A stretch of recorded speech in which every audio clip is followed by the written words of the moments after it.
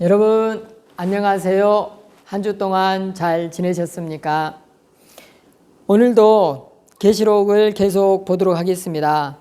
계시록은 서론, 본론, 결론이 있는데 이 본문의 말씀은 본론 부분에서 첫 번째 심판이 이루어지는 중에 이루어지는 일입니다. 지금 이제 7장을 볼 것인데요. 7장에서 지금까지 심판이 6개가 있었어요. 그 6개 심판이 있고 7개 심판이 오기 전에 잠깐 심판이 멈춘 거예요. 그 멈춘 사이에 무슨 일이 이루어지는가, 지금 그런 일들을 지금 설명하고 있는 것입니다. 자, 그러면은 7장에 들어가기 전에 6장 마지막에 어떻게 끝났는가 한번 살펴보도록 하겠습니다. 제가 읽어볼게요. 그들의 진노의 큰 날이 이르렀으니 누가 능히 서리요 하더라. 이렇게 끝났어요. 6장에서 심판이 있는데 그 심판을 도저히 견딜 수 없는 사람들이 바위 틈에 숨고 산에 숨고 그랬어요. 그래가지고 도저히 하나님의 심판을 내가 직접 경험할 수 없으니 숨어버리고 싶다. 산들아, 바위들아, 우리 머리 위에 좀 떨어져 주라. 이렇게 했었지요. 그런데 그러면서 그들이 한 말이에요. 진노의 큰 날이 이르렀으니 누가 능히 서리요? 이렇게 물어보는 거예요. 자기들이 심판을 당하면서. 우리가 이 로마에 있는 평안을 하는 사람들이 다 죽게 생겼는데, 아니 그러면은 도대체 누가 과연 이 엄청난 하나님의 심판 앞에서 두 발로 설 사람이 있겠습니까? 이렇게 지금 물어보는 거거든요. 그러니까 이제 이 질문이 있고 나서 7장에서 하나님께서 안배한 일, 그게 이제 벌어지는 거예요. 세상 사람들은 하나님의 그 엄청난 그 심판, 하나님의 그 엄청난 역사, 이 인류의 역사, 우주의 역사를 운영하시는 하나님의 그 역사, 이런 속에서 과연 누가 살아남고 누가 하나님 앞에 섭니까? 그런데 7장에서는 그런 사람들이 있습니다. 그러면서 이제 시작하는 거예요. 7장. 네 천사가 등장해요. 그리고 나서 네 모퉁이에 딱 섭니다. 근데 이거는요, 지구가 평평하지 않아요. 지구가 동그래요. 그런데 공 모양인데 지금 이거를 7장에 네 모퉁이에 천사가 서고 그 안에 있는 곳은 무풍지대로 만들었다. 이러니까 어떤 사람들이 생각하기를 그러면 땅이 평평한 거 아니에요? 이렇게 생각할 수 있어요. 요한계시록을 그렇게 보면 안 됩니다. 요한계시록은 환상을 본 것이고 그 환상의 속성이 무엇인가를 캐치해야지. 여기에 있는 이 문자 한자 한자가 네 모퉁이를 했으니까 네 모퉁이. 그래. 그리고 나서 거기서 무풍지대를 만들었구나. 그러니까 지구는 평평하구나. 이런 식으로 요한계시록을 보면은 큰일 납니다. 하나님께서 이 세상에 역사를 하시는데 네 천사를 보냈으니, 지금 그러면 천사는 4명밖에 없나 보다. 그런 게 아니에요. 하나님께서 시각적 효과를 보여주시는 거예요. 하나님이 전체, 이 땅, 온 우주 전체를 관장하시는 거예요. 그러면서 그 어떤 일정한 공간 안에 들어와 있는 곳에 바람도 전혀 흔들림 없이 그 모든 것을 통제하시는 그 하나님을 지금 설명하고 있는 거예요. 그래가지고 그렇게 해서 뭐 할 거냐면 심판이 막 엄청나게 일어나다가 갑자기 무풍지대를 딱 만드시고 멈춘 거예요. 모든 것이 멈추고 거기서 할 일이 있으신 거예요. 바로 구원 얻은 성도들에게 도장을 찍어주시는 거예요. 여기 성경대로 하면은 인을 친다고 그러는데 우리 요즘 말로 하면 도장이에요. 도장을 찍을 때 여러분들이 결제나 뭐 또 계약을 할 때 도장을 찍잖아요. 도장을 딱 찍었다는 것은 내 책임이다. 내가 이것을 체결했다. 이런 뜻이잖아요. 그런데 하나님께서 도장을 하나님의 백성들한테만 찍는 거예요. 하나님의 백성이 아니면 안 찍어주는 거예요. 그러면 이 도장을 가지고 뭘 하냐? 하나님 나라에 가는 사람이 되는 거예요. 하나님 나라에 가는 사람은 특전이 있지요. 엄청난 특전이 있죠. 그건 이제 뒤에 나옵니다. 그래서 이 3절에 보면은 이르되 우리가 우리 하나님의 종들의 이마에 인치기까지 땅이나 바다나 나무들을 해하지 말라 하더라. 하나님의 인침, 이 인침이 있다는 것은 아무것도 이 세상에 어떤 그 존재도 하나님의 성도들을 괴롭히지 마라. 이게 되는 거예요. 그런데 여러분들이 여기서 이제 의문이 들어야 돼요. 로마에 있는 성도들이 다 죽어가잖아요. 핍박받아서 지금 엄청나게 죽어가고 있는 상황인데 하나님께서 인을 쳤으니 도장을 박아줬으니 아무도 해야지 마라 이렇게 해주는데 실제로 죽어가고 있단 말이에요.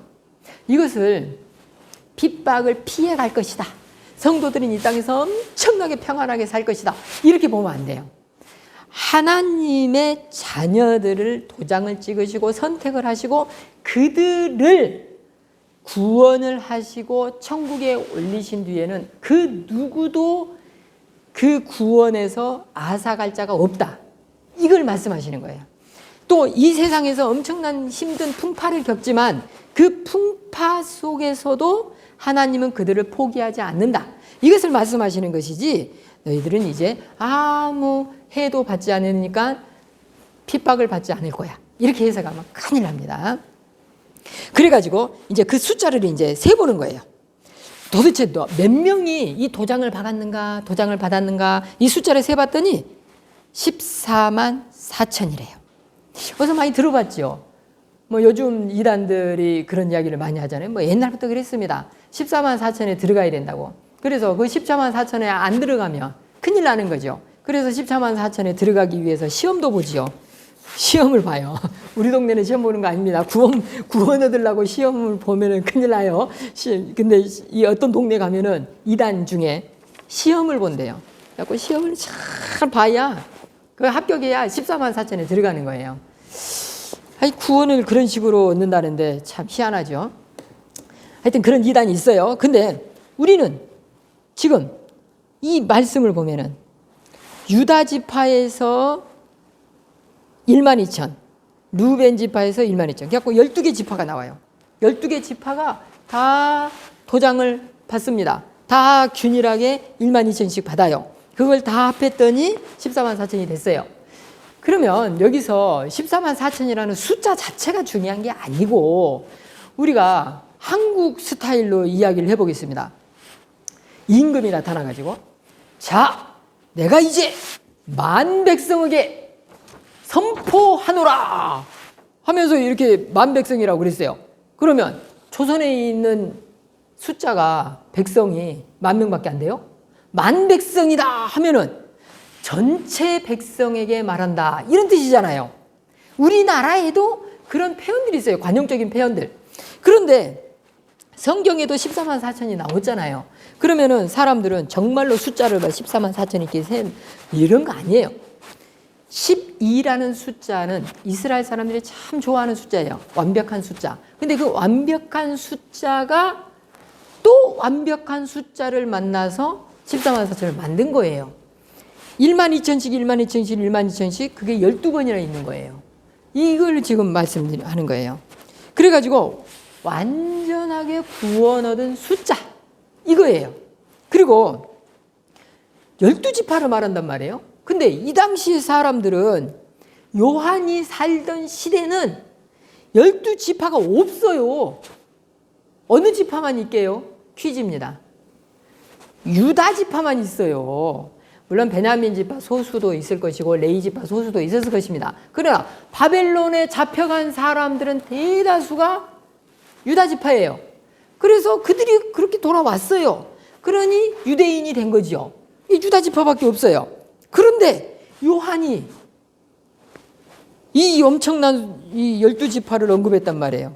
그 말씀은 이 세상에 골고루 다 사방팔방에 있는 온 세상에 있는 사람들이 있는데 그 중에서 하나님의 백성들을 다 완벽하게 구원을 해내겠다라는 뜻이지. 14만 4천 그리고 뭐 어디 저기 북쪽 가서 1만 2천 남쪽 가서 1만 2천 진짜 그 숫자를 이렇게 데리고 온다 그런 거 아니에요. 제가 고향에 갔더니 거기 어떤 이단의 그 지점이 있어요. 이단의 지점. 근데 건물이 엄청 큰 거예요. 근데 거기 가면은 무슨 지파 이렇게 써져 있는 거예요. 근데 그들은 정말 그 12개 지파를 전국에다가 다 이렇게 만들어 놓은 거예요. 아니 그러면은 저기 뭐 필리핀이나 저기 저 아르헨티나나 저기 남극에나 그러면 12지파가 안 되잖아요. 전국에다가 12지파를 만들었는데 해외는 그러면 어떻게 해요? 이런 식으로 이렇게 계시록을 본다거나 자기들 나름대로 막 이렇게 해석을 한다거나 그러면 안 됩니다. 그래서요, 이제 하나님의 백성들이 이제 이렇게 14만 4천 이렇게 이제 딱 모아졌습니다. 그런데 여기서 다시 한번 지금 이 일이 벌어지고 있는 일이 앞뒤에 무슨 일이 있냐면요. 앞에는 6번의 심판이 엄청난 심판이 있었습니다.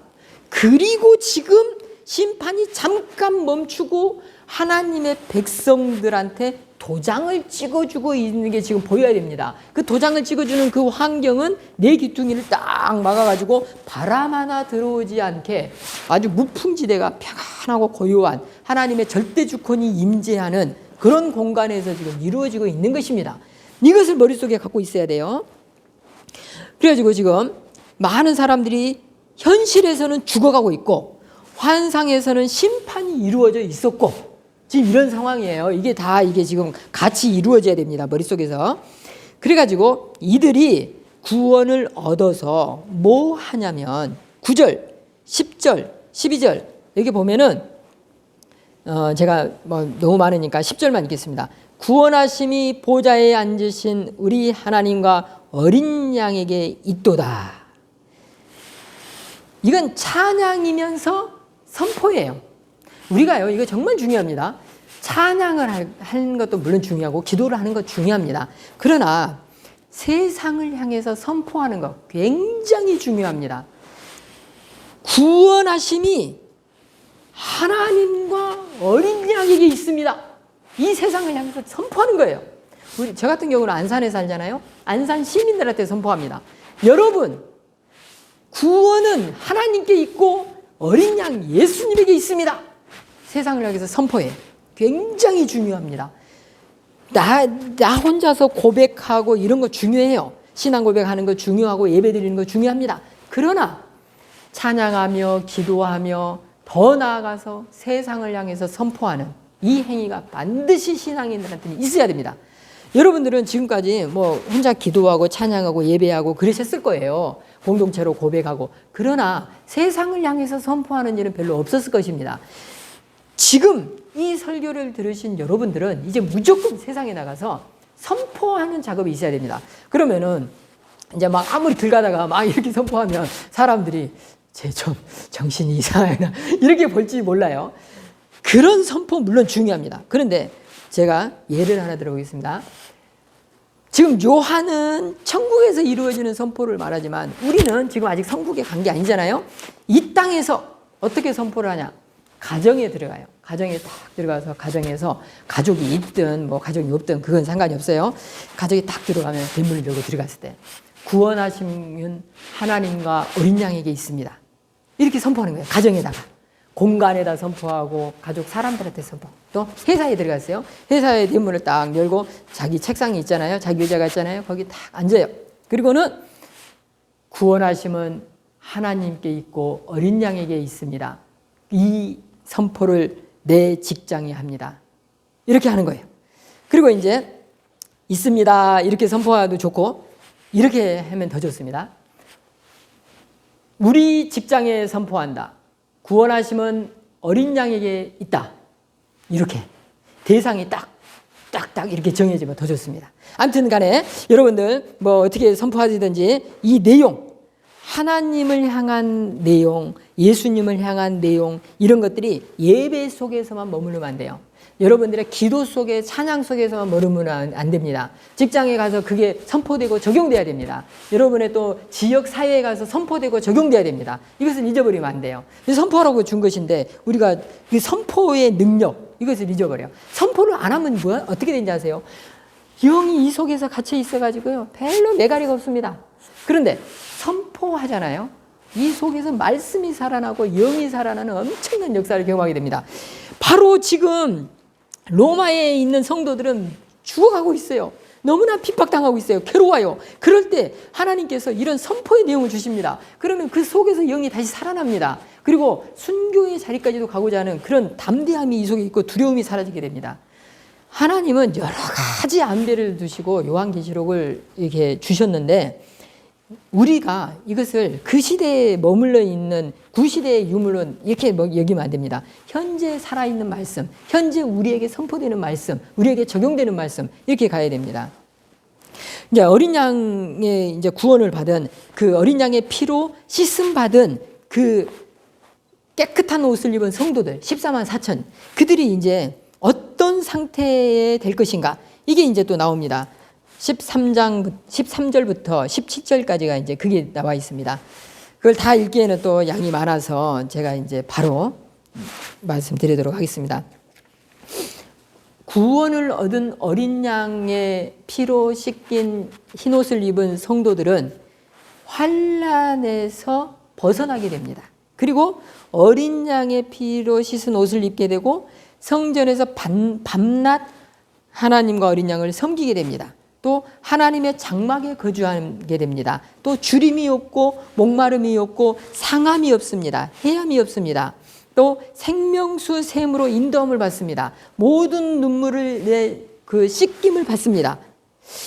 제가 지금 갑자기 많은 것을 말씀드렸는데요, 이 중에 하나만 여러분의 삶에 있다고 쳐볼게요. 예를 들어서 상함을 받지 않는다. 요걸 한번 예를 들어 보겠습니다. 이스라엘 사람들이나 로마에 있는 사람들은 지중해 또 사막 이런 기후를 자주 볼 수 있습니다. 그러면은 무슨 일이 있냐면은, 지중해는 그 알프스 산맥에서 엄청나게 차가운 바람이 이렇게 불어오고, 그래서 지중해에 있는 바다가 갑자기 요동을 치는 어마어마한 일이 벌어질 수 있는 그런 곳입니다. 온화한 기후이면서 엄청난 광풍이 일어날 수 있는 곳이 지중해예요. 그리고 또 요한이 살았던 곳은 아주 더위, 동풍이 불어오면 모든 것을 말려 죽일 수 있는 그런 뜨거운 바람, 이런 것들이 불던 곳이 요한의 고향입니다. 그러니 해함을 받지 않는다는 게 그 시대는 너무너무 중요한 일이었어요. 그런데 우리 시대로 와보겠습니다. 하나님의 자녀는 해함을 받지 않는다. 그러면 교통사고도 안 당하고 식중독도 안 걸리고 코로나도 안 걸리고 이런 것을 말할까요? 물론 그런 것도 중요합니다. 그러나 여기서 더 중요한 것은 코로나가 다가오고 우리에게 교통사고가 되고 암이 걸리고 이런다 하더라도 그 사람이 믿음에서 떠나지 않는 그 해함, 굉장히 중요합니다. 엄청난 일들이 우리에게 다가오잖아요. 그럼 믿음을 떠나요. 그러면 사탄의 관계가 딱 맞아떨어진 거거든요. 우리는 거기에서부터 해함을 받지 않는 든든한 믿음이 있어야 됩니다. 굉장히 중요한 부분입니다. 이 많은 것을 다 설명드릴 수 없어서 지금 짧게만 설명을 드렸는데, 목마름이 없다거나 주림이 없다거나 이런 굉장히 중요한 것들이 너무나도 많습니다. 우리는 많은 목마름이 있고 많은 주림이 있습니다. 말씀 안에 들어오고 구원 안에 들어오는 사람들은 이런 목마름과 주림이 없어집니다. 자, 말씀을 적용해 보도록 하겠습니다. 우리는 편안한 시절에 살아가고 있어요. 코로나만 빼고 나면은 넉넉하고 뭐 그렇게 부족함이 없이 이렇게 살아가고 있습니다. 그러니 지금 이 요한계시록의 7장의 말씀이 천국의 그 예수 그리스도의 그 피로 씻긴 받는 그 흰옷을 입은 이 성도들의 모습이 이렇게 나와 있는데, 이 나와 있는 모습이 그렇게 크게 다가오지 않을 수도 있어요. 너무 편안한 시절이라. 그러나 엄청난 앞뒤로 그 있는 심판들 속에서 있는 성도들은 이게 너무너무 감사하고 너무나도 간절히 바라보는 그런 세상이에요. 영적인 눈이 열린 사람은 지금의 이 삶이, 이 세상이 너무나 심판처럼 여겨지는 그런 어마어마한 세상에 살아가는 모습이 보입니다. 그래서 7장이 소중하게 여겨집니다. 그래서 우리는 성령의 감동을 받아야 됩니다. 그래서 우리는 이 엄청난 어두워진 시대에 이 천국을 소망하는 이런 삶을 살아야 됩니다. 우리가 평안하다 하면은 정말 무식한, 영적으로 너무 무식한 상태에 빠지게 될 것입니다. 우리는 지금 평안한 시절이 아닙니다. 너무나 환난 가운데, 위기 가운데 살아가고 있습니다. 그 속에서 하나님의 흰옷을 입은 하나님의 백성들이 되시기를 바라겠습니다. 기도하겠습니다.